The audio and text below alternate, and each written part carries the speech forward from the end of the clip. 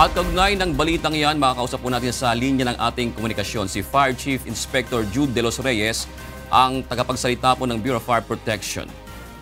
Magandang hapon po, Ginoong Jude. Yes sir, magandang hapon po, Sir Jude. Ano po ang masasabi niyo sa nakita ninyong report ng aming reporter kanina na talagang itong mga residente dito sa may bandang Mandaluyong area ay sa fire hydrant na kumukuha ng tubig dahil parang namimili sila dahil madumi yung tubig na nakukuha dun sa tangke ng bumbero?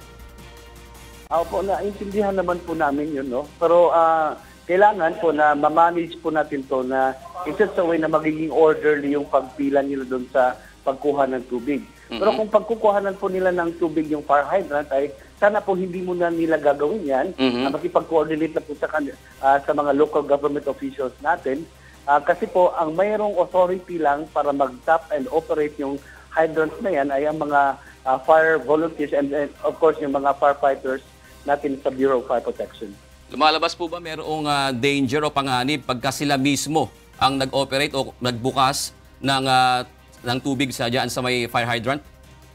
Kasi po baka masira ito at ito ay talagang minamanage po namin na maayos. Meron po kasi ng pangbukas dyan, no? Ang tinatawag namin ay parang susi in order to open it properly, yung mga fire hydrants natin.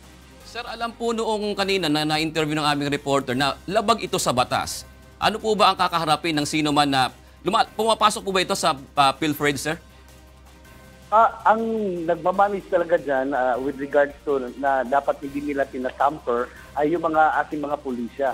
So and even with the assistance of local government units. Ang sa amin lang naman sa Bureau of Fire Protection is our full access with regards to the needing of if we need to tap water from fire hydrants to the fire truck. Sir, ano po ang panawagan ninyo sa ating mga kababayan na talagang nahihirapan sa rasyon ng tubig at sa supply ng tubig at kailangan din naman po ng tulong ng BFP, sir? Opo, ang panawagan po lang namin is just to coordinate with the local government unit kasi sila po yung namamahala on how, paano nila yung proper scheduling at saka paano mag-coordinate dun sa mga local government na, sa ating mga fire volunteer fire brigade na sila yung nagko-convey ng water from fire hydrants to their community. So sa amin po naman, we are ready to intervene pagka nangangailangan na, but we just have to be directed by the local chief executive, which is the mayor ng isang locality. For example, sa Mandaluyong, dapat yung directive from the city mayor ng Mandaluyong will have to be directed to the local firefighters natin dun na naka-assign dun sa Mandaluyong City. Sa panig naman po ng VFP, sir, ano po ang panganib na sakali pong magkasunog at yung fire hydrant na dapat nakukunan nyo ng tubig, nabuksan na ng mga residente? Meron naman kaming alternative sources, no? Lalong-lalo na pag yung mga hydrants na yun na natamper na nating mga kababayan ay kung wala din naman yung itong pressure, so hindi po rin namin nagagamit yan.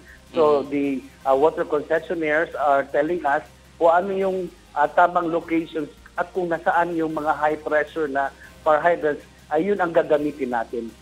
Remember, meron din tayong other types of fire hydrants na spring type na hindi ito nabubuksan. So ito ay nabigyan na ng aming mga firefighting unit ng mga susi or lever key para ito ay ma-operate. So alam na namin kung saan ito nakalocate and yung mga pressure, high pressure na fire hydrants, alam na namin kung saan namin pupuntahan. Alright, maraming salamat po. Fire Chief Inspector Jude De Los Reyes, ang tagapagsalita ng Bureau of Fire Protection.